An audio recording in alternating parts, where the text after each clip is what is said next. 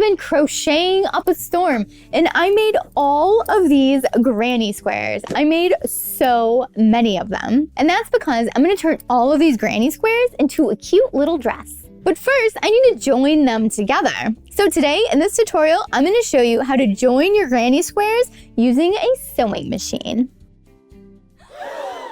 Did I just say sewing my granny squares together? I sure did. So why the heck am I sewing these together? Well, one, it's faster, and two, it adds durability wherever I sew them together. So these granny squares are naturally very stretchy, but wherever I sew them together, it makes them not as stretchy, which I want in my dress. One of the really cool things is that you're not even gonna be able to tell that I sewed these together, but you're gonna have to wait to the end to see. So let's do it. Let's sew some granny squares together. I'm gonna show you two ways to join these granny squares together. And the first method is going to be using the zigzag stitch. We're going to make this stitch wider.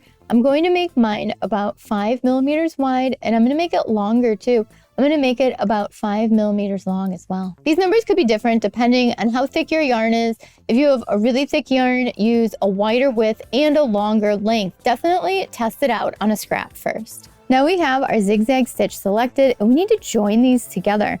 We don't want them to overlap. We want them to come right next to each other. So when we do this, we need to hold the edges together carefully and make sure that the zigzag stitch is going on one side and then the other, one side and then the other, back and forth, back and forth, back and forth until they're completely together. When you start, make sure that the two edges are right next to each other, starting right at the back of my granny square. I'm gonna go a few stitches forward, make sure it's catching everything, add a few back stitches, and then I'm gonna work my way all the way down, making sure that my zigzag is going right to left. So you can see this needle moving right to left, and it's going over both granny squares. Now when you're doing this, be careful your yarn doesn't get caught in your foot. Just stop and remove it if it does, and then just work your way all the way down. And depending on the yarn you're using, if it is getting caught a lot, you can put a piece of water-soluble interfacing right on top of that. So we're just gonna continue and work our way all the way to the bottom of our granny square here.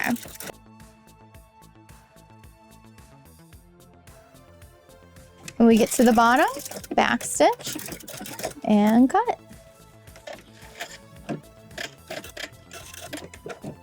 Now they're all joined together. Let's check it out. Look at that. You can't even tell that we sewed these together. And it's nice and strong too. See how this doesn't pull as much as this edge does? So it really helps hold it together and gives it some strength. If you're enjoying this video, make sure you like and subscribe to Sew Anastasia. It helps the channel out a lot. And if you're interested in sewing and would like to improve your sewing skills, make sure you check out the Sew Anastasia Sewing Academy.com, where I offer online sewing classes, and I have a Pattern of the Month club with a virtual sewing circle. So check that out, and there's a link down below. Now back to the video. The second way to join these together is by using an edge joining foot. So this is the edge joining foot, and when we use it, we put a granny square on both sides of it, just like we did before. And we're still going to be using a zigzag stitch here, but it's going to help us guide these two pieces together. So the zigzag stitch will be in this little opening here.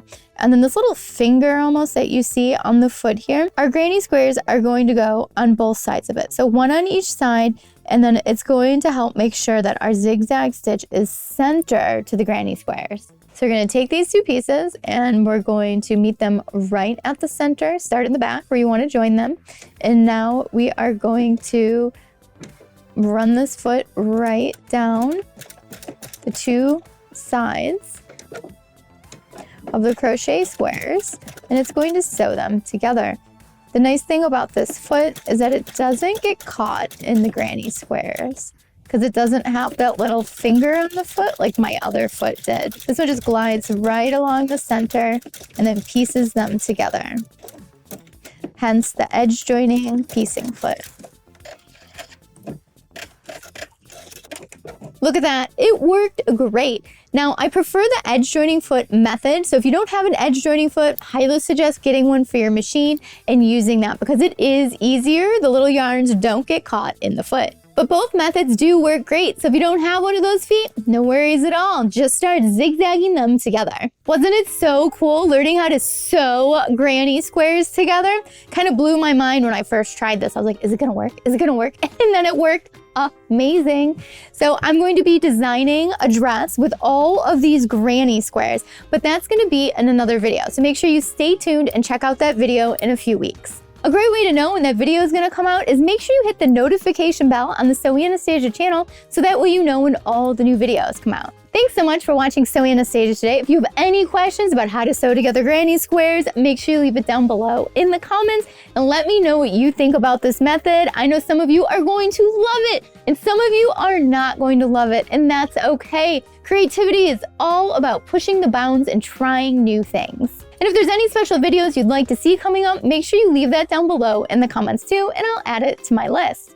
And if you don't already follow me on Facebook, Twitter, Instagram, X, I don't know, all the social, make sure you check those out and follow so that way we can stay connected and creative together. And don't forget about the SewingAnastasiaSewingAcademy.com, where I have online classes, Pattern of the Month Club, and a virtual sewing circle. A link for that is down below in the description. Thanks so much for watching today. Bye!